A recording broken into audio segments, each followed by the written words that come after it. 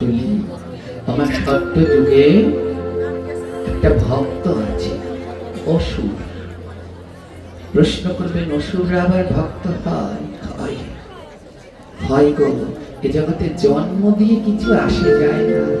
যদি ডাকার মতো করে ডাকতে পারেন, যেই কুলে জন্মাবেন সেই কুলেই গোবিন্দের ভক্ত হওয়া বলে। যেমন সর্প কুলে জন্মিয়া অনন্ত নাম,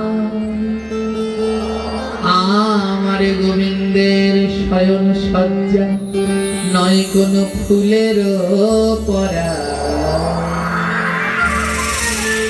সত্য অনন্ত নাগ গোবিন্দ যে নাকটার উপরে নারায়ণ একটা সাপের উপরে শুয়ে থাকেন, দেখেছে? সোনার খাটে ঘুমায় নারায়ণ, ঘুমায় ফুলের পরাগে ঘুমায়, একটা সাপের উপরে ঘুমাচ্ছে। সাপটার নাম হলো অনন্ত। আছো অনন্ত সজ্জায় যোগ নিদ্রায়। হ্যাঁ, সেই অনন্ত নাগ একটা সাপ হয়ে জন্মেছিলেন। সাপ হয়ে জন্মেছে, কিন্তু তাতে কি গোবিন্দের চেতনা আছে? এ জগতে মানুষ হয়ে জন্মেলে কি লাভ আছে যদি ভগবানের চেতনা না থাকে? যেই কুলে জন্মাও যেন চেতনা থাকে। আর চেতনা না থাকলে মানুষ হলেও কোনো লাভ নাই। মানুষ হলাম, এত দুর্লভ জন্ম পেলাম, গোবিন্দের প্রসাদ পাচ্ছি না, লাভ নাই এ জন্মে। যে জন্মে গোবিন্দের প্রসাদ পাওয়া যায় না, ঠাকুর মহাশয় বললেন প্রভু বৈষ্ণব দুয়ারে করিও কুকুর, এটো দিয়া তরাইবে বৈষ্ণব ঠাকুর।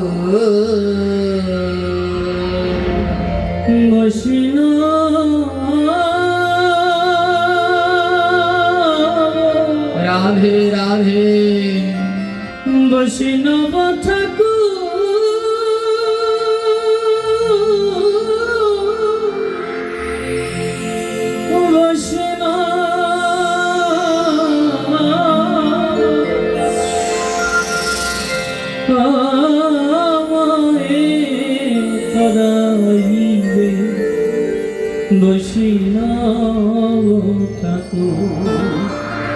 প্রভু আমার মানব জন্ম লাগবে না। যে জন্মে মানুষ হয়ে গোবিন্দের প্রসাদ পাওয়া যায় না, ও জন্ম আমার চাই না। তার থেকে আমায় একটা কুকুর বানিও। কিন্তু গোবিন্দ কোন বড়লোক বাড়ির দরজার কুকুর না, রাস্তার কুকুর না, আমায় বৈষ্ণবের দুয়ারে কুকুর বানিও। বলে কেন?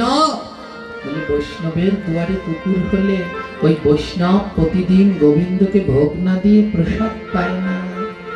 আর ভোগ না দিয়ে প্রসাদ পায় না, আর ওই প্রসাদটা যখন আমায় প্রসাদ পাওয়ার পরে সে উচ্ছিষ্ট থাকবে, সেটা আমায় দেবে। আর ভক্তের উচ্ছিষ্ট যদি পাই, তাহলেই তো আমি উদ্ধার হব। ঠাকুর মহাশয় গাইলেন ভক্তের ওই উচ্ছিষ্ট তাহে মোর মনোনিষ্ঠ, বৈষ্ণবের নামেতে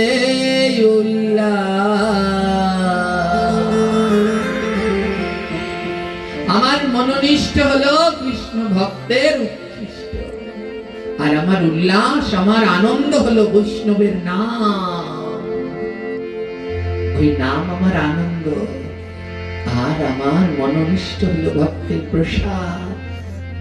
তাই ঠাকুর মহাশয় বললেন এই মানব জন্মের থেকে আমায় কুকুর করো, যেন বৈষ্ণবের দুয়ারের কুকুর হই। আর তার দুয়ারে কুকুর হয়ে দিনন্তে যেন তার উচ্ছিষ্ট ওইটা প্রসাদ পায়। জানেন এ জগতে নিচু না হলে কোনোদিন গোবিন্দ পাওয়া যায় না। নিচু হতে হয়, নিচু হতে হয়। কোনোদিন নিজেকে উঁচু ভাববেন না। আমাদের এখন সমাজে বিভিন্ন গ্রামে অঞ্চলে রয়েছে, কেউ যদি প্রসাদ বুঝি হয়, তাদের অনেক প্রশ্ন করে, আমরা মাছ খেয়েছি বলে কি অপবিত্র? আমরা তোমাদের ভোগেরটা ধরতে পারবো না, আমরা তোমাদেরটা ছুঁতে পারবো না। এমনটা নয়। কেউ যদি প্রসাদ ভুজি হন, তার মনের ভিতরেও নিচুতা দৈন্যতা থাকতে হয় যে আমার মতো পাপী আর দ্বিতীয়টি। সদা সর্বদা নিচু হতে হয়। এ জগতে সেই বৃক্ষ ফল দেয় যেই বৃক্ষ বেশি নিচু। দেখবেন, যদি ফলবতী বৃক্ষকে চেনার উপায় কি, ওরা লম্বা হয় না, নিচু হয়। আর এ জগতে সেই মানুষ কৃষ্ণ পায় যে নিচু হতে যাবে। মহাপ্রভু ত্রিনাদপি শুনিছেন তরেব সহেশ অমানিন মনদেন তীর্তনে সদা অমানিনা মান দেনা। যে তোমায় মান দেয় না তাকেও মান দেয়। কাউকে অবহেলা করো না, আর কারো দোষ দেখতে যেও না। কারো দোষ দেখতে গেলে ওখানেই তোমার ভজন শেষ হয়ে যাবে। সব সময় নিজেকে ভাবতে হবে, আমি অপরাধী, আমার থেকে পাপী আর জগতে কেউ নেই। যদি এমনটা ভেবে আমরা আগাতে পারি, তাহলে মা, তাহলে গোবিন্দকে পাওয়া যায়। এ জগতে সব পাপী মুক্তি পাবে না, সব পাপী মুক্তি পাবে। শুধু একটা পাপী মুক্তি পাবে না, ওই পাপীর নাম হলো জ্ঞান পাপী। সব পাপীও মুক্তি পাবে, শুধু একটা পাপী মুক্তি পাবে না, জ্ঞান পাপী। আমার মতো যারা আছে, জ্ঞান পাপী মানে বোঝেন, জ্ঞান আছে এটা করতে নেই কিন্তু তারপরেও করে।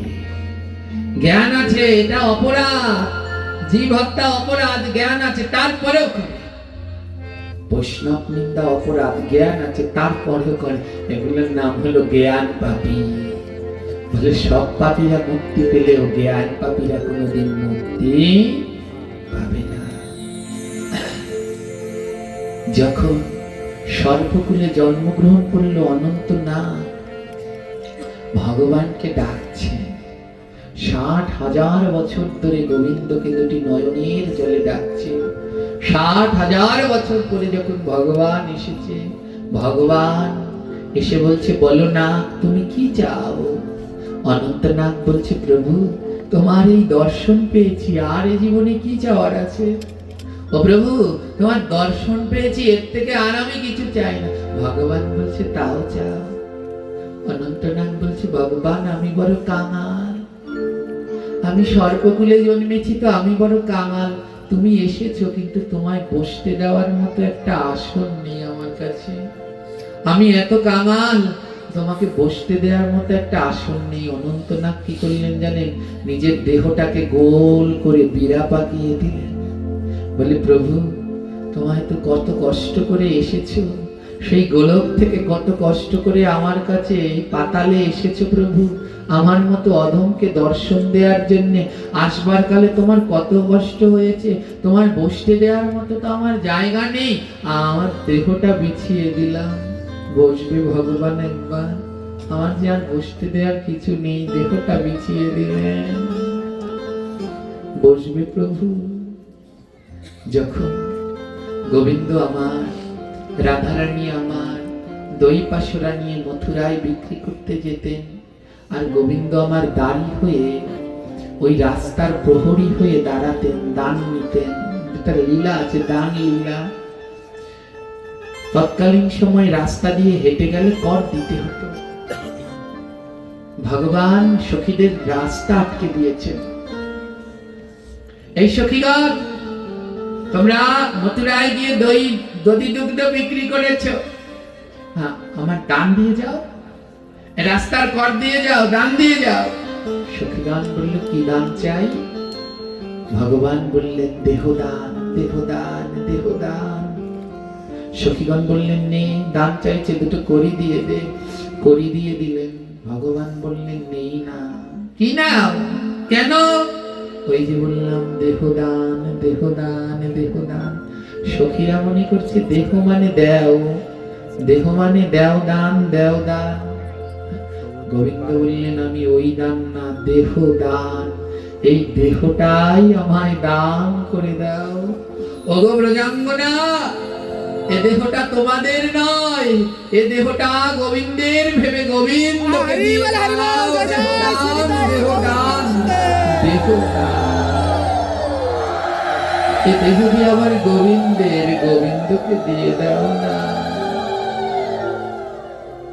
কি করলেন জানি? আজ অনন্তনাগ দেহটাকেই দান করলেন। প্রভু বসবে একবার, আমার দেহটাকে তোমার বসার উপাধিও করে গোল করে দিয়েছি, একবার বসবে আর আমার ফনাগুলো দিয়ে তোমায় ছায়া দেব, একটু বিশ্রাম নিয়ে যাও না ভগবান। কতটা দূর থেকে এসেছো। এ জগতে 60,000 বছর তপস্যা করার পরে যদি কেউ কিছু চাইতো, ভগবান বলছে অনন্তনাগ আজ যদি তুমি স্বর্গমত্ত পাতাল চাইতে আমি দিয়ে দিতাম, আর তুমি চাইছো আমার বিশ্রাম। এ জগতে যারা কৃষ্ণ ভক্ত তারা সারাদিন শুধু আমার গোবিন্দের সুখের চিন্তা করে, কি করলে আমার গোবিন্দ ভালো থাকবে সেই চিন্তা করে। তারা রান্না করতে গেলে নিজের মুখের স্বাদের কথা ভাবে না, তারা রান্না করতে গেলে ভাবে আমার গোবিন্দের প্রিয় উপাদেয় কোনটি, প্রিয় বস্তু কোনটি। থোর মোচা দেখলেই তাদের মনে পড়ে গৌরের কথা, গাটি কচু কচুমুখী দেখলেই মনে পড়ে রাধা রানীর কথা। এ জগতে যারা ভক্ত তারা সদা সর্বদা ভগবানের কথা ভাবে। ভগবান বলল অনন্ত আজ যদি তুমি স্বর্গমত্ত চাইতে আমি তোমায় তাই দিয়ে দিতাম, কিন্তু তুমি তা না চেয়ে আমার সুখের জন্যে, আমার বসবার জন্যে তোমার দেহটা বিছিয়ে বলছো একবার বসো।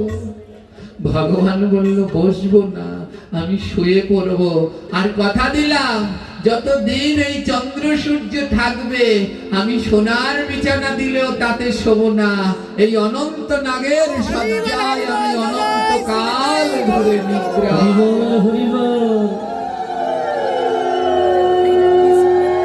বলে দেওয়ার মতো করে যদি দিতে পারো, দেওয়ার মতো করে যদি দিতে পারো ভগবান আসে। অসুর কুলে জন্মেছিলেন সত্য যুগে ভক্ত প্রহ্লাদ, পিতার নাম হিরণ্যকশিপু, মাতার নাম কয়াধু, শিক্ষা গুরু স্বর্ণমর্ক। পরম কৃষ্ণ ভক্ত, ভক্ত শ্রেষ্ঠ প্রহ্লাদ। আজ প্রহ্লাদের পিতা চায় না প্রহ্লাদ কৃষ্ণ শিক্ষায় শিক্ষিত হোক। প্রহ্লাদ এমন কৃষ্ণ ভক্ত হলেন কেমনে?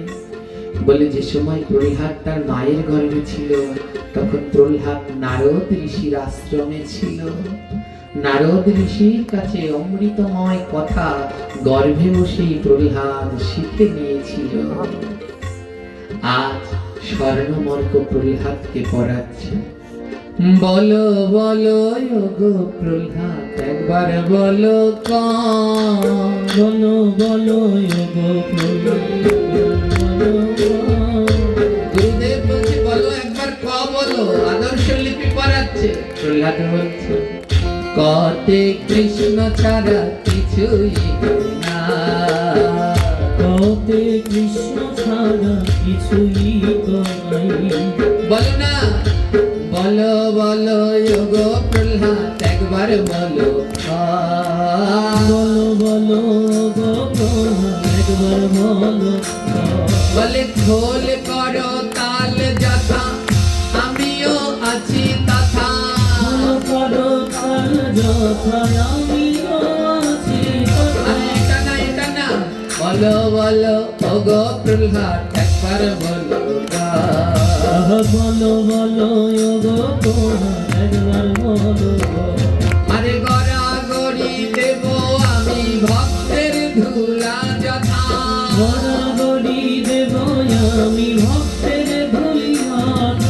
বলো বলো গো প্রহ্লাদ একবার বলো বলো বলো গো প্রহ্লাদ একবার বলো।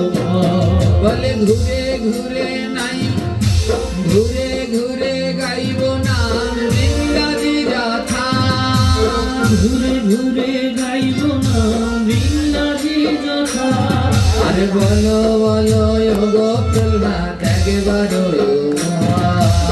বলো বলো একবার গোবিন্দ বলো আর উচ্চস্বরে গাইব নাম জীবের লাগিয়া উচ্চস্বরে গাইব নাম জীবের লাগিয়া ওকে যতই করানোর চেষ্টা করে বলো ক ও বলে কতে কৃষ্ণ ছাড়া কিছুই হয় না বলো বলে যেখানে খোল করতাল সেখানেই আমার গোবিন্দ বলো বলে যেখানে আমার গোবিন্দের নাম সেখানে গড়াগড়ি দেব বলো ঘুরে ঘুরে গাইবো আমার প্রভুর নাম বলো উচ্চ স্বরে এখন আধুনিক বাংলায় উচ্চ স্বরে লিখতে রস্যু ব্যবহার করা হয় আর আগে ব্যবহার করা হতো উচ্চ স্বরে গাইবো আমার গোবিন্দের নাম কোনোভাবেই প্রহ্লাদকে এই জড়জাগতিক শিক্ষা শেখানো যাচ্ছে না প্রহ্লাদ কৃষ্ণ শিক্ষায় শিক্ষিত বলে এই জগতে যে গোবিন্দ শিক্ষায় শিক্ষিত তাকে কি আর কোনোদিন এই জগতের শিক্ষায় কিছু করা যায়?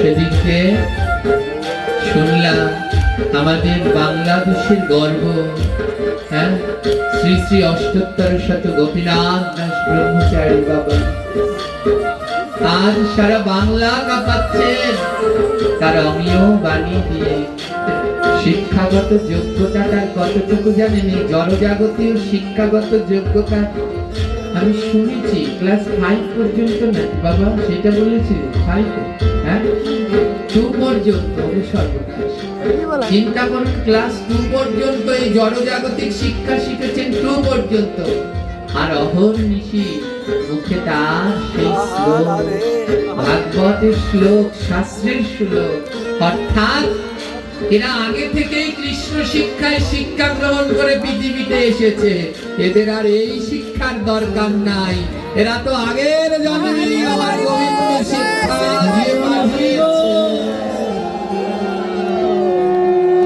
কৃষ্ণ নাম ছাড়া কিছু বোঝে না অহর্নিশি প্রহ্লাদ কৃষ্ণ নাম করে হরে কৃষ্ণ কৃষ্ণ কৃষ্ণ কৃষ্ণ হরে হরে হরে রাম রাম রাম হরে হরে কৃষ্ণ সবাই মিলে মাদল ধরে কৃষ্ণ হরে হরি বল হরে রাম রাম রাম হরে হরে হরে কৃষ্ণ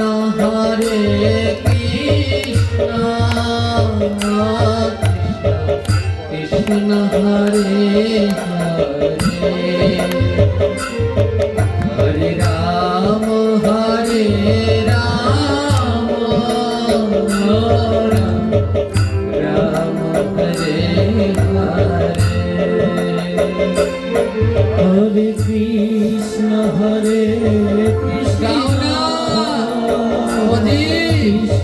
এমন জন্ম আর পাবে না গাও মদন হরে হরে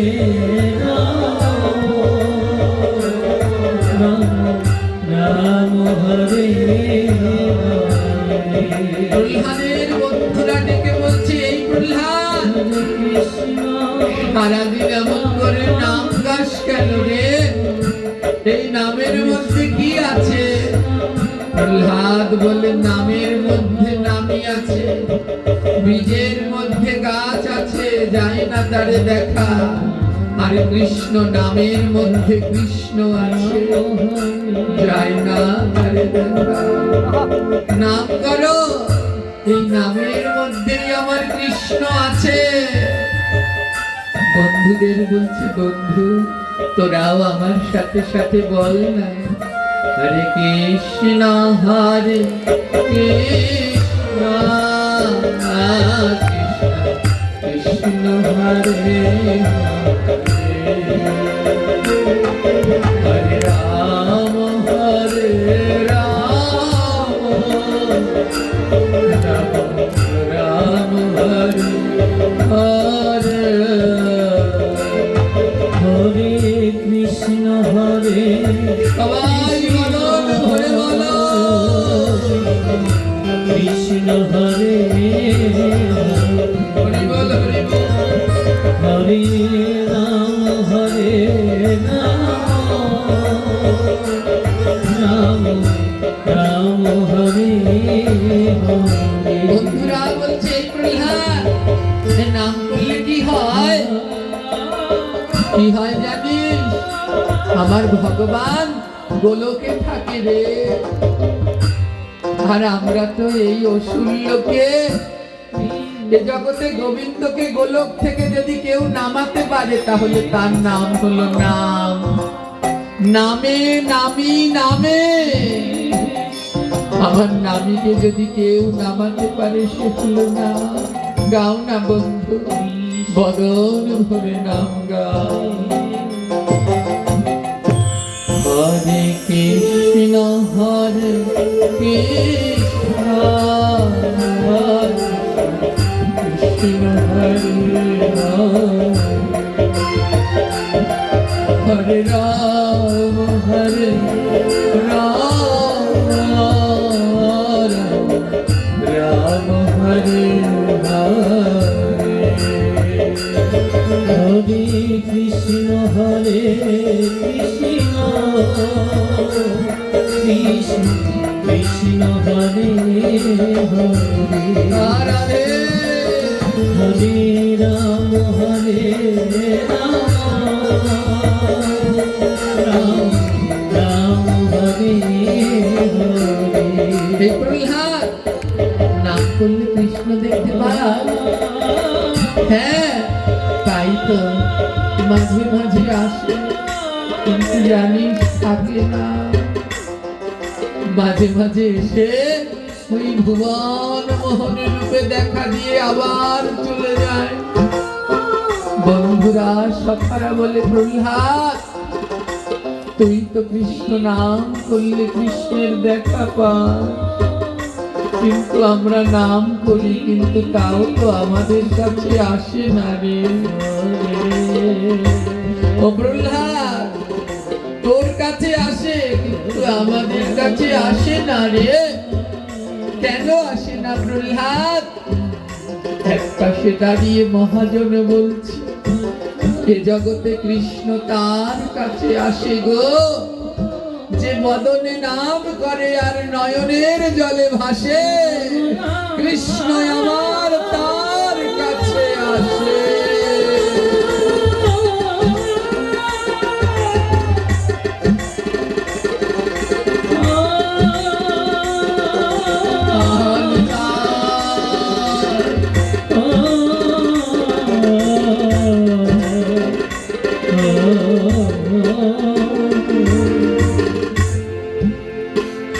তোর কাছে আসে না রে যে নাম করে আর নয়নের জলে ভাসে কৃষ্ণ আমার তার কাছে সকালা বলে প্রহ্লাদ তুই যখন কৃষ্ণ নাম করিস তোর নয়নে জল কিন্তু আমরা কৃষ্ণ নাম করলে তো নয়নে জল ঝরে না রে বল না ভক্ত কি করলে কৃষ্ণ নামে নয়নে জল কৃষ্ণ বলে দে আমার প্রাণের ভক্ত কেমন করলে আমার নয়নেও কৃষ্ণ নামে জল ঝরবে ভক্ত বলল কেমন করে জানো যারা ভক্তের অঙ্গ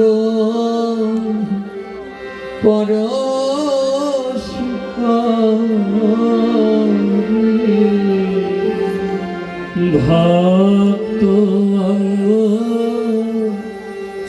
পরশ করে যারা ভক্তের পরশ করে অঙ্গ পরশ করে বলি তাদের নয়নে জল যারা আমার তিরঙ্গ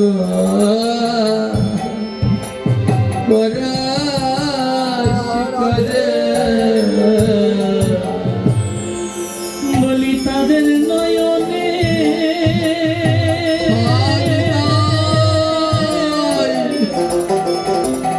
তাদের নয়নে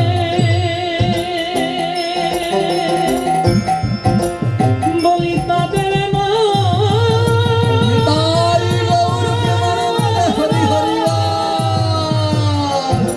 যে তাদের নয়নে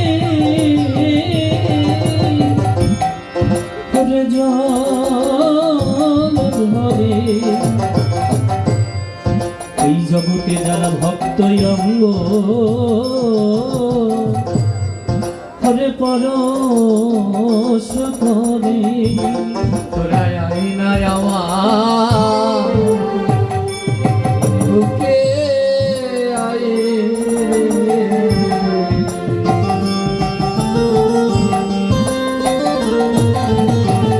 তোরা আয়ে রে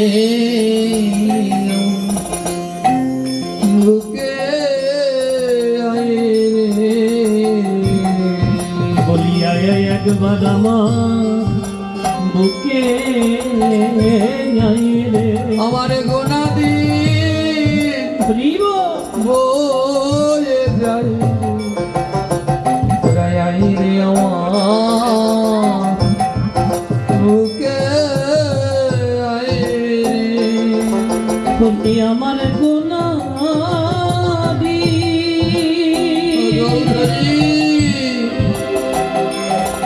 করে আমার হরি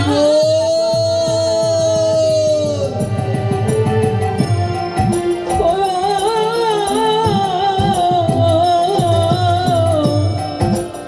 মন ফুরাইয়ে করে ফুরাইয়ে গেল বলিয়া একবার আমার বুকে আয় রে ভক্ত আমার পারের চিঠি এসে গেছে আমার ওই ভবপালের চিঠি এসে গেছে ভক্ত আমার পারের চিঠি এসে গেছে রে এ জগতে ভগবান আমাদের নেয়ার আগে 5খানা চিঠি পাঠায় বলে চিঠিগুলো কি যেদিন এই কাঁচা চুলের এক গাছ চুল সাদা হবে মনে রাখবেন একখানা চিঠি এসে গেছে যাওয়ার জন্য প্রভু সংবাদ পাঠিয়েছে তোমার কাঁচা চুল সাদা হতে শুরু করেছে ও জীব আর দেরি করো না জপের মালা নাও প্রতিদিন 16 মালা জপ করো জীব তোমার যে 16 আনা জমা দিতে হবে দ্বিতীয় চিঠি যেদিন আর চোখে আগের মতো দেখা যায় না সুই ভরতে সুতো ভরতে পারা যায় না চোখগুলো ঝাপসা হয়ে আসছে চপসা নিতে হচ্ছে জমের দ্বিতীয় চিঠি তৃতীয় সুন্দর চামড়া গুলো ভোটকাতে শুরু করেছে চতুর্থ দাঁত গুলো নড়তে শুরু করেছে আর পঞ্চম গায়ের শক্তি শেষ লাঠি সম্ভব হয়েছে 5টা চিঠি পাঠিয়ে দিয়েছে গো যাওয়ার সময় হয়েছে আমি তো দেখতে পাচ্ছি না ভগবান আমার চিঠি পাঠিয়েছে আমার যাওয়ার সময় হয়েছে আমি তো বুঝতে পারছি না বলে বুঝবে কি করে ভক্ত মহারাজ বললেন গোবিন্দ দূরে নয় গোবিন্দ তোমার অন্তরেই আছে কিন্তু তুমি দেখতে পাচ্ছ না বলে কেন পাচ্ছি না জানো আর আকাশে যদি কুয়াশা থাকে, থাকে সূর্য দেখা যায় না,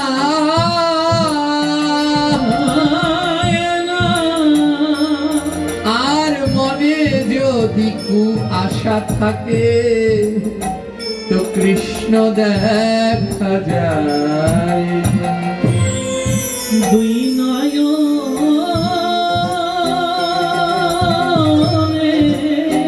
হরি বল হরি বল। এই দুই নয়নে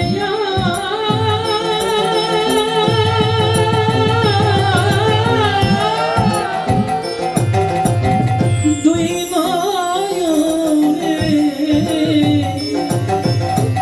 কুয়াশা থাকলে কৃষ্ণ দেখা যায় না।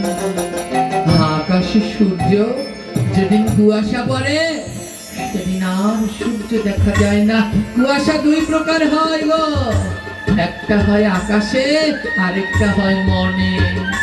আকাশে কুয়াশা পড়লে সূর্য দেখা যায় না, আর এই মনের মধ্যে যদি কুয়াশা থাকে, তাহলে সারা জীবনেও কৃষ্ণ দেখা যায় না।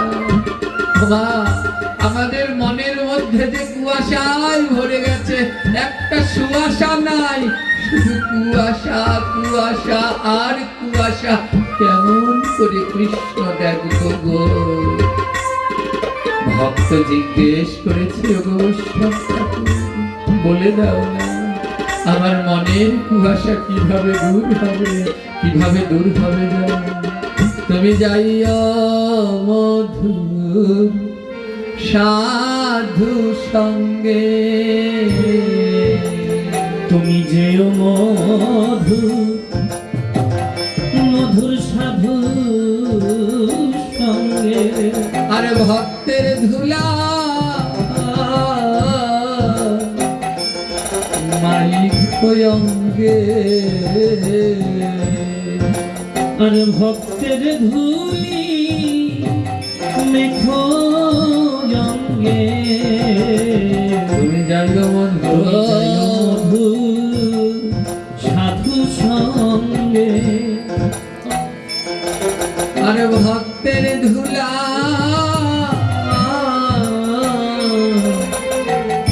মালিক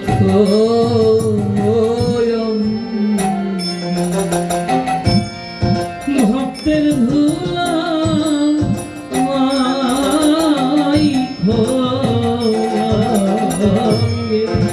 তোমার কুয়াশা সব দূর হবে, ওমন কুয়াশা সব দূর হবে। বলি যেদিন ভক্তের পরশ করবে, তোমার কুয়াশা সব দূর হবে। ফুলে যেদিন ভক্তে ওই পরশ লাগবে, হরি বল হরি বল। কুয়াশা সব দূর হবে। যাবে, যাও, শুদ্ধ ভক্তের কাছে যাও, শুদ্ধ সাধু সঙ্গ করো। ওই ভক্ত সঙ্গ করতে করতে একদিন তোমার মনে কুয়াশা গুলো যাবে। যে প্রসাদ পায় তার কাছে যাও, দেখবে একদিন তোমার মনে প্রসাদ বুঝি হওয়ার বাসনা থাকবে। আর যে মদ খায় তার কাছে যদি নিত্য যাও, দেখবে একদিন তোমার মনে মদ খাওয়ার চেতনা জাগবে। তাই শুদ্ধ সঙ্গ করো, কুয়াশা হবে, কুয়াশা যাবে। প্রহ্লাদ কৃষ্ণ ভক্ত হচ্ছে বলে কৃষ্ণ ভক্তের গুণ কি? নিজে ভক্ত হয় আর আশেপাশে যারা আছে তাদেরও ভক্ত বানায়। হিরণ্যকশিপু দেখলেন প্রহ্লাদ সবাইকে কৃষ্ণ ভক্ত বানাচ্ছে। হিরণ্যকশিপু বলে, এমন যদি হয় তাহলে তো এই অসুর রাজত্ব থাকবে না, একটা ব্যবস্থা নিতে হয়। বলে কি ব্যবস্থা? এমন ছেলের মৃত্যুদণ্ড দেয়া হবে। মন্ত্রীকে ডেকে বলছে, মন্ত্রী ওর কেমন মৃত্যু দিতে হবে, বলে এমন মৃত্যু দাও যেন ওর মৃত্যু দেখে সবাই ভয় পায়, কেউ যেন আর কৃষ্ণ নাম না করে। বলে বেশ, একটা উপায় বলো। বলে তিন চারটা বাক্যে খেচার মধ্যে আটকে রাখো, আর 1 সপ্তাহ ধরে খেতে দেবে না। তারপরে প্রহ্লাদকে এক ঘরের মধ্যে রেখে ওই ক্ষুধার্ত বাঘদের ছেড়ে দেবে, ওকে ছিঁড়ে ছিঁড়ে খাবে। আর এত যন্ত্রণার মৃত্যু দেখলে আর এই রাজ্যে কেউ কৃষ্ণ নাম করবে না। 5টা বাঘকে খাঁচার মধ্যে বন্দি করে রাখলো। প্রহ্লাদ যে ঘরে বসে কৃষ্ণ নাম করে, দরজা খুলে সেই ঘরের মধ্যে বাঘদের ছেড়ে দিল। ক্ষুধার্ত বাঘরা প্রহ্লাদের উপরে ঝাঁপিয়ে পড়ল। প্রহ্লাদ দুটি হাত জোর করে বলছে, খাইও খাইও বাঘ তোমরা, খাইও গোয়া মারে। খায়ো খায়ো ওরে বাঘ তোমরা, খায়ো গো আমারে। আরে খাওয়ার আগে কৃষ্ণ নাম বলো না বদো রে। খাওয়ার আগে কৃষ্ণ নাম বলো না বদনে। বাবা আমাকে খাবে খাও না, কোনো আপত্তি নাই, কিন্তু বাঘ এমন জন্ম যদি আর না পাও, তোমরা আমার খাওয়ার আগে একটু কৃষ্ণ নাম করো। বাঘ একটু কৃষ্ণ নাম করো, কৃষ্ণ নাম করতে করতে তোমরা আমায় খাও। ও বাঘ, তোমরা যদি কৃষ্ণ নাম করতে করতে আমায় খাও না, আমি ওই নাম শুনতে শুনতে আমার প্রাণ বাঁচে যাবে। খায়ো খায়ো ওরে খায়ো রে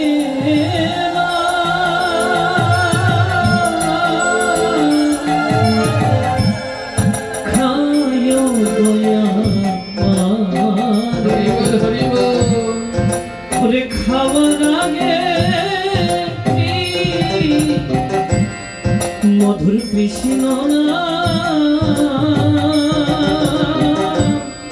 শোনাওয়া আমারে। তোমরা যখন আমায় খাবে কৃষ্ণ নাম শোনে। ক্ষমা বনের হিংস্র বাঘ ভক্ত সঙ্গ কাকে বলে?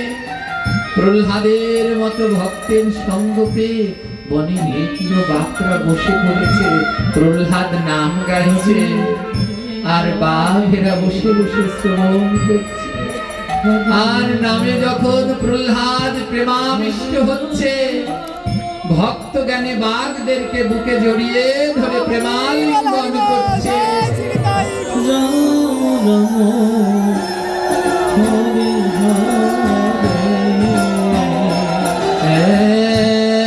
হরে কৃষ্ণ হরে কৃষ্ণ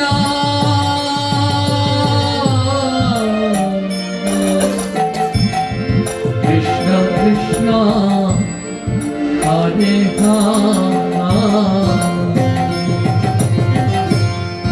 হরে রাম হরে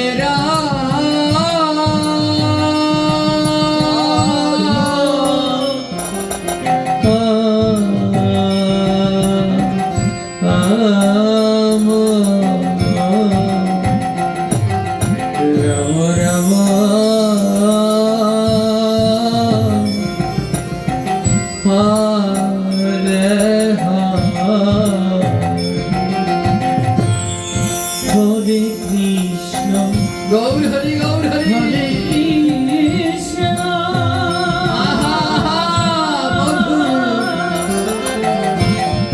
কৃষ্ণ কৃষ্ণ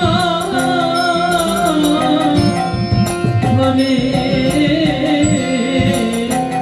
হরে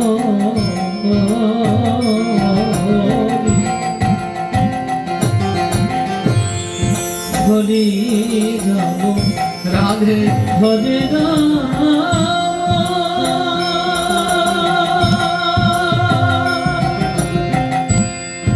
ও রাম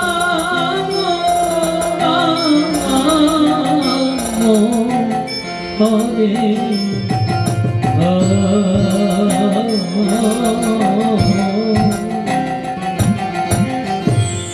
জানেন সেদিন ভক্ত পরশুপে হিংস্র বাকরাও কৃষ্ণ নাম করেছিল। যখন ওই মন্ত্রী প্রহরীগণ দরজা খুললেন, দেখে বনের হিংস্র বাঘ ধুলায় গড়াগড়ি দিয়ে কৃষ্ণ নামে কাঁদে। বাঘ খেলেন না, হাতি নিয়ে আসো, উন্মত্ত হাতি, হাতির পায়ের তলায় ছেড়ে দাও। যেই না উন্মত্ত হাতি আনা হলো, আর প্রহ্লাদ হাতির মাহুদ বলছে এই প্রহ্লাদকে পদদলিত করে ভিসে দাও।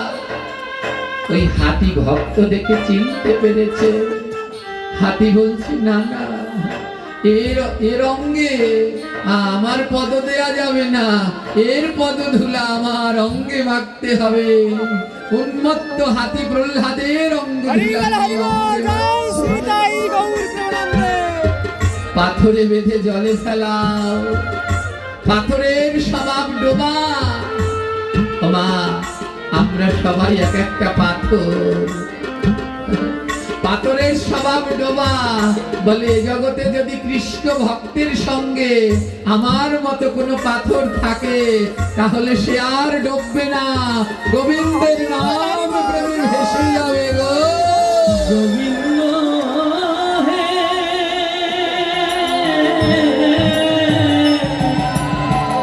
গোবিন্দ গোবিন্দ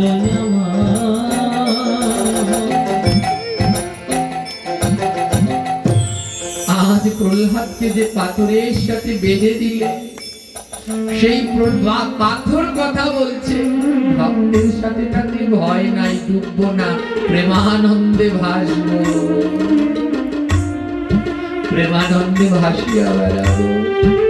ভয়াধুকে দিয়ে হিরণ্যকশিপু বিষ মাখানো লাড্ডু পাঠালো, গোবিন্দকে নিবেদন করলো। মা বললো প্রহ্লাদ খাস নে, ওর মধ্যে বিষ আছে।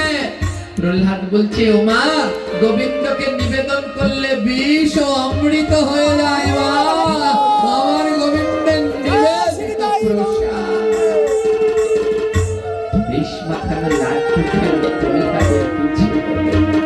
কত রকম মারার চেষ্টা, কিছুতেই মারতে পারছে না। হিরণ্যকশিপু বলে এবার আমি কি করি? হিরণ্যকশিপুরা দুই ভাই, হিরণ্যকশিপু আর হিরণ্যাক্ষ। আর ওদের একটা বড় বোন ছিল দিদি, নাম হলো হোলিকা। হিরণ্যকশিপু বলল যাই দিদির কাছে গিয়ে বুদ্ধি আনি। এই হোলিকা রাক্ষসী প্রহ্লাদের পিসি মা ছিলেন। হোলিকা রাক্ষসী ব্রহ্মার কাছ থেকে বর পেয়েছিলেন, এ জগতে তাকে কোনো অগ্নি স্পর্শ করতে পারবে না। কিন্তু হোলিকা রাক্ষসী যখন যেই রূপ চাইবে সেই রূপ ধরতে পারবে। অগ্নি, সূর্য, বাতাস যেই রূপ বলবে সেই রূপ ধরতে পারবে। প্রহ্লাদ কে মারবার জন্য হিরণ্যকশিপু হোলিকার কাছে গেল। দিদি হোলিকা, আমায় বুদ্ধি দাও, আমার ছেলে এমন কৃষ্ণ ভক্ত, ওর জন্য আর রাজত্বে অসুর নাই, সব কৃষ্ণ ভক্ত হয়ে গেছে। হোলিকা বলছে চিন্তা করিস না, আমি যাব, আমি যাব, আমার বর আছে, আমাকে কোনো অস্ত্র শস্ত্র দিয়ে মারা যাবে না, আগুনেও পোড়ানো যাবে না। আমি যখন যে রূপ চাইবো সেই রূপ ধরবো। কিন্তু ব্রহ্মা বলেছিল যদি কোনোদিন কোনো কৃষ্ণ ভক্তের ক্ষতি করতে যাও, সেদিনই তোমার মৃত্যু হয়ে যাবে। হোলিকা রাক্ষসী ভুলে গেলেন। হোলিকা রাক্ষসী হিরণ্যকশিপুকে বলল যা ভাই, গিয়ে একটা ঘর বানা, লতা পাতা খড় কুটো দিয়ে একটা ঘর বানা। ছোটবেলায় খেলতেন, রান্নাবাটি খেলতেন, ঘর বানাতেন কলা পাতা দিয়ে, সুবরি পাতা দিয়ে। হ্যাঁ বানিয়েছে, কে বানিয়েছে? রান্নাবাটি খেলা। হোলিকা রাক্ষসী বললেন, যা একটা এমনি খেলার ঘর, ন্যাড়ার ঘর বানা, নাড়া দিয়ে একটা ঘর বানা। বলে তাতে কি হবে? বলে আমি ওই ঘরের ভিতরে প্রহ্লাদকে নিয়ে ছলনা করে খেলতে যাব। আর দুটো দরজা রাখবি, যে দরজা দিয়ে ঢুকবো ঢোকার সাথে সাথে আটকে দিবি, আর পিছনের দরজা দিয়ে বেরিয়ে যাব। আর গেলে পরেই ওই ঘরের মধ্যে আগুন দিয়ে দিবি, আর প্রহ্লাদ মরে পুড়ে ওখানে ছাই হয়ে যাবে। বলে দিদি, দুটো দরজা কেন? বলে বুঝতে পারছিস না, যারা প্রহ্লাদের ভক্ত তারা কি কোনো সময় ঘরে আগুন দিতে দিবে? তার জন্য দুটো দরজা রাখবি, এক দরজা দিয়ে ঢুকবো, আরেক দরজা দিয়ে বেরোবো। তুই কি করবি? যারা ভক্ত তাদেরকে বলবি যেন কৃষ্ণ নাম করে আর জোরে জোরে খোল করতাল বাজায়। প্রহ্লাদ আগুনে পুড়ে মরবে, চিল্লালেও কেউ শুনতে পাবে না। বলে ঠিক আছে, তাই হোক। হোলিকা রাক্ষসী প্রহ্লাদের কাছে গিয়ে বলল, প্রহ্লাদ আমার সাথে খেলতে যাবে? তুমি কে? আমি তোমার পিসি হই। তোমাকে তো ছোটবেলা থেকে আমি দেখিনি, আমি তপস্যা করতে বনে ছিলাম। ও পিসিমা, চলো প্রহ্লাদ, তোমার সাথে তো ছোটবেলায় দেখা হয়নি, চলো আমার সাথে খেলতে চলো। প্রহ্লাদ বলে, পিসিমা আমি কোনো খেলা খেলি না, আমার গোবিন্দ সেবা ছাড়া আর কোনো খেলা ভালো লাগে না, আমার গোবিন্দ সেবা ছাড়া আর কিছু ভালো লাগে না। হোলিকা রাক্ষসী বলে, হ্যাঁ হ্যাঁ, তোমার গোবিন্দকে নিয়ে চলো। আমরা আজ ওই বনের ভিতরে ঘর বানিয়েছি, নেড়া দিয়ে ঘর বানিয়েছি, খড়কুটো দিয়ে ঘর বানিয়েছি। ওর ভিতরে তোমার ভগবানকে, গোপালকে রাখবে, আর তারপরে রান্না করে ভোগ লাগাবে, সেই খেলা খেলবো। তবে চলো চলো। ঘর বানালো সেই নেড়া দিয়ে। হোলিকার কাছে 7 রং জমা ছিল, যেই সময় যে রং খুশি তিনি ধারণ করতে পারতেন। ভাইকে বললেন, ভাই। হিরণ্যকশিপুকে বললেন, শোন, এই যে দেখ আমার পায়ে নুপুর আছে। প্রহ্লাদ যখন ওই গোপালের ভগবানের ভোগ লাগাবে, আমি পিছনের দরজা দিয়ে যাব, আর তোরা, আমি বাতাসের সাথে মিশে যাব, আমি সব রকমের রং ধরতে পারি। আর যখনই আমি যাব, আমার পায়ে ছমছম করে নুপুর বাজে, যেই নুপুরের শব্দ শুনবি আর ঘরের মধ্যে আগুন দিবি, আর তাহলে প্রহ্লাদ পুড়ে ছাই হয়ে যাবে। যেই কথা সেই কাজ। পিসিকে নিয়ে প্রহ্লাদ সেই নেড়ার ঘরে ঢুকলেন। খড়কুটো, হ্যাঁ, সুবরি গাছের পাতা, কত কি দিয়ে সেই নেড়ার ঘর তৈরি হলো। হ্যাঁ, এবার তার ভিতরে ঢুকলো প্রহ্লাদ, আর হোলিকা রাক্ষসী বসলো। প্রহ্লাদ বলল, পিসি তাহলে এবার আমি গোবিন্দকে ভোগ লাগাই? বললো, হ্যাঁ হ্যাঁ লাগা। প্রহ্লাদ যেই চোখ বন্ধ করে গোবিন্দকে ডাকছে, প্রভু আসো, এই যে তোমার লাড্ডু দিয়েছি খেলার ঘরে, এসে খেয়ে নাও। যেই না ডাকলেন, সঙ্গে সঙ্গে ভগবান বিগ্রহ থেকে নিজ স্বরূপে এসে ওখানে বসে পড়লেন।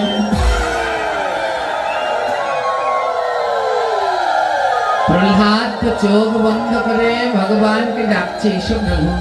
আর ভগবান এসে প্রহ্লাদের সেই প্রসাদ, লাড্ডু, মিষ্টান্নাদি গ্রহণ করতে লাগলো।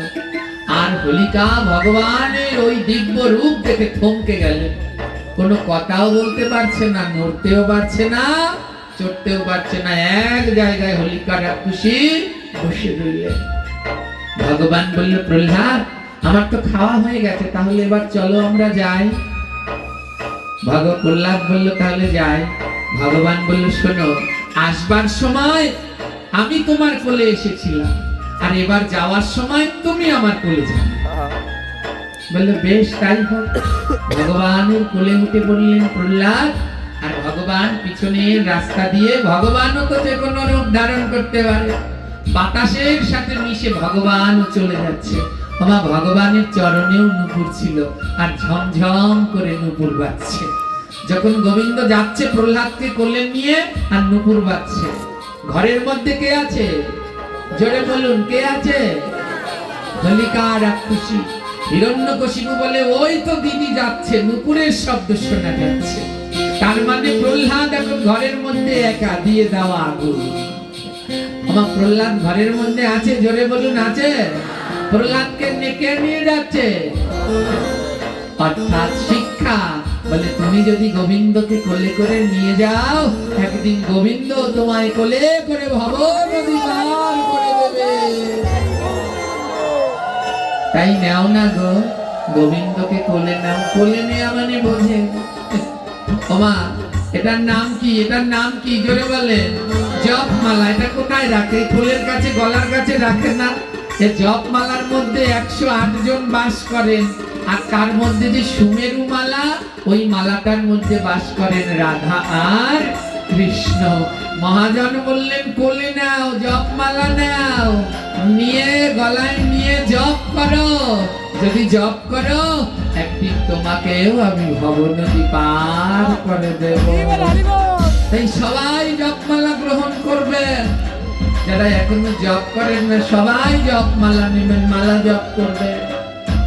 এবার ভগবান তো যাচ্ছেন প্রহ্লাদকে নিয়ে, আর গোবিন্দের চরণের নুপুর বাজছে। হিরণ্যকশিপু মনে করেছে তার ভাই যাচ্ছে, বোন যাচ্ছে, আর দিয়ে দিল ন্যাড়ার ঘরে আগুন। আর পুড়ে ছাই হয়ে গেল হোলিকার খুশি। আর যখন ওই আগুন দিয়ে দিল, সবাই মিলে উচ্চ স্বরে কীর্তন করছে, আর হোলিকা রাক্ষসী তোর মধ্যে চিৎকার করছে, বাঁচাও বাঁচাও। হিরণ্যকশিপু বলে আরো জোরে করো, আরো জোরে করো। ও তো মনে করছে প্রহ্লাদ পুড়ে মরছে, কিন্তু কে পুড়ে মরছে? হোলিকা রাক্ষসী। অন্যের জন্য কুয়ো খুললে তার মধ্যে একদিন নিজেরই উঠতে হয়। পুড়ে ছাই হয়ে গেলেন হোলিকা রাক্ষসী। জগতের 7টা রং নিজের দেহের মধ্যে করে রেখে দিয়েছে হোলিকা রাক্ষসী। যেই পুড়ে ছাই হয়ে গেল, হোলিকা রাক্ষসীর দেহগুলো 7টা রঙে পরিণত হলো। 7টা রঙে পরিণত হয়ে গেল। আর যেই পুড়ে ছাই হয়ে গেল, ভগবান প্রহ্লাদকে কোল থেকে নামিয়ে দিল। যাও প্রহ্লাদ। প্রহ্লাদ কোল থেকে, গোবিন্দের কোল থেকে নেমে পিতাকে প্রণাম করছে। আরে প্রহ্লাদ তুই এখানে? আমি এখানে থাকবো না, কোথায় থাকবো? তাহলে ও ঘরের মধ্যে কে ছিল? কেন? পিসিমা ছিল। পিসিমা ছিল আমার বোন হোলিকা। ভগবান বললো দেখো কেমন লাগে হোলিকা, তুমি ভক্তের ক্ষতি করতে গেলে, তাই তুমি নিজেই পুড়ে ছাই হয়ে গেল। ভগবান বড় সন্তুষ্ট হলো। বলো প্রহ্লাদ তুমি কি চাও? প্রহ্লাদ বললেন গোবিন্দ, হোলিকা আমার পিসি তো, আর আমি এই বংশের ছেলে, আমার পিসির যেন কোনো কষ্ট না হয়। আমার পিসিকে নিজ গুণে তুমি উদ্ধার করে তোমার চরণে ঠাঁই দিয়ে দাও প্রভু।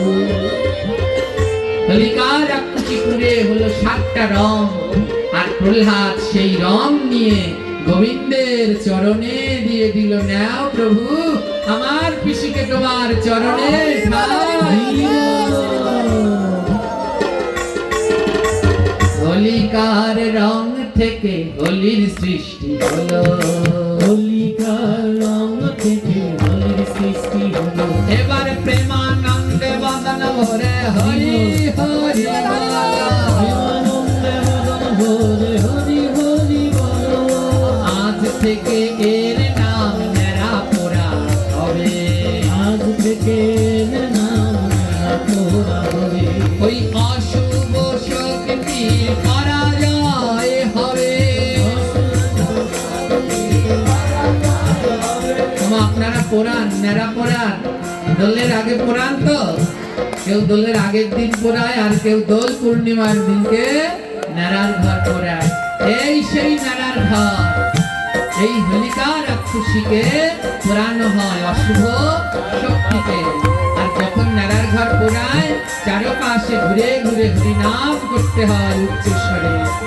আর নেড়ার ঘর পোড়ানোর পরে সেইখান থেকে রং এনেই ভগবানের চরণে দিতে হয়। কোথায় দিতে হয়? প্রহ্লাদ দিয়েছিল চরণে।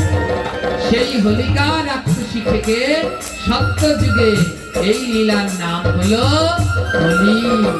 এই গৌর পূর্ণিমার দিনকে, এই যে 3 তারিখে পূর্ণিমা, এই পূর্ণিমার দিনে এই হোলির সৃষ্টি হলো।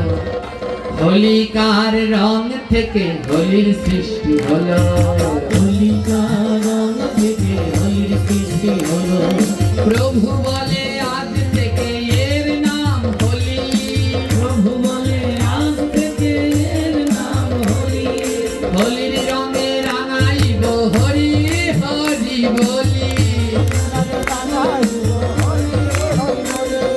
এবার প্রহ্লাদ ফিরে এসেছে তো সবার আনন্দ, সবাই ওই হোলিকা যেখানে পুড়ে ছাই হয়ে গেছে সেই রং নিয়ে সবাই একজন আরেকজনকে মাখাচ্ছে। আর সত্য যুগের উৎসব হয়ে গেল হোলি। হোলি অনেকদিন আগেই শুরু হয়ে গেছে বৃন্দাবনে। খেলবেন নাকি রং? জোরে বলুন। তবে কালকে সবাই রং নিয়ে আসবে। কালকে আমরা সবাই মিলে রং খেলবো। ত্রেতা যুগের নাম ফাগুয়া। ত্রেতা যুগের নাম কি? একবার মা সীতার বড় মন খারাপ হলো। এই হোলি উৎসবে ভগবানকে একটি ফুল দিতে হয়, জানেন ফুলটার নাম কি? ভান্ডির ফুল, ভাইট ফুল বলে, চিনেন? রাস্তার পাশে ফোটে, সাদা রঙের, থোকায় থোকায় ভরে থাকে। বৃন্দাবনে একটি বনই আছে, ভান্ডির বন। ত্রেতা যুগে মা সীতার মন খারাপ হয়ে গেল, তাই রামচন্দ্র কি করলেন? বিভিন্ন ফুল, ফাগুন মাসের ফুল এনে সেই ফুল দিয়ে মা সীতাকে এই পূর্ণিমার দিনকে সাজালো। সেই থেকে এর নাম হলো ফাগুয়া পূর্ণিমা। ওই ফাগু ফুল মানে ভাইট ফুল দিয়ে সাজালো। চিনে ভাইট ফুল দেন না আপনারা? এদিন দিতে হয় ভগবানকে। হ্যাঁ, এর জন্য দেখবেন ওই ভাইট ফুলের গায়ে লাল আবিরের চিহ্ন, রং রয়েছে এখনো, সাদা ছিল এক সময়। হ্যাঁ, এবারে দাপর যুগে, ত্রেতায়ের নাম ফাগুয়া, দাপর যুগে এর নাম হলো দোল। একবার কৃষ্ণের গায়ের রং তো কালো, সবাই মিলে কৃষ্ণকে খেপাতো। মা যশোদার কাছে গিয়ে বলছে, মা আমায় সবাই কালো কালো বলে। মা যশোদা কি করলেন? এই দোল পূর্ণিমায় সেই উৎসব হয়। মা যশোদা বলল, আজ তোকে আর কেউ কালো বলবে না, আজ সবাই সবাইকে রং দিবি। যে ফর্সা তার সাদা চেহারাও দেখা যাবে না, আর যে কালো তার কালো চেহারাও দেখা যাবে না। সবাইকে রং টং দিয়ে কৃষ্ণ থর থর সাজানো সেই দোলের উপরে নিয়ে রাধা কৃষ্ণ দুজনে গিয়ে বসলো। সেই দাপর যুগে হলো দোল। আর কলি যুগে এই পূর্ণিমার দিনে এই জগতে অবতীর্ণ হলো আমার প্রাণের গৌর, তার জন্য এর নাম হলো গৌর পূর্ণিমা। সত্য যুগে হোলি পূর্ণিমা, ত্রেতা যুগে ফাগুয়া পূর্ণিমা, দাপর যুগে দোল পূর্ণিমা, আর গৌর কলি যুগে গৌর পূর্ণিমা। কোন পূর্ণিমাটা শ্রেষ্ঠ? হোলি, ফাগুয়া, দোল, কোনটা শ্রেষ্ঠ? গৌর পূর্ণিমা। এই গৌর পূর্ণিমায় আমার রাধা কৃষ্ণের মিলিত তনু এই ধরাধাম কলিযুগকে অবতীর্ণ, এই কলির পাপীদের উদ্ধারের জন্য প্রভু আমার অবতীর্ণ হলো। তাই আপনারা সবাই অবশ্যই গৌর পূর্ণিমা পালন করবেন। কালকেও আমাদের আলোচনার বিষয়বস্তু থাকবে গৌর মাহাত্ম্য। কাল আমরা অবশ্যই গৌর কথা শ্রবণ করব। আমার গৌর কত দয়াল, তার মতো দয়াল ঠাকুর ধরাধামে আর নেই। এই নাম যদি তিনি না আনতেন আমরা উদ্ধার হতে পারতাম না। তাই আজকাল আর বেশি কথা বলবো না, এখানেই আমি আমার আলোচনার বিশ্রাম নিতে যাচ্ছি।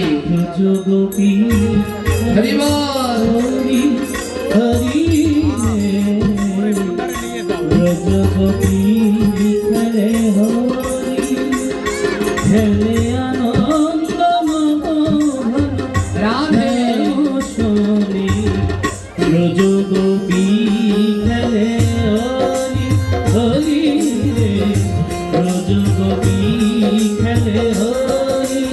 গৌর হরি করতালি সবাই। রোজ গোপী খেলে হরি হরি রে, রোজ গোপী খেলে হরি।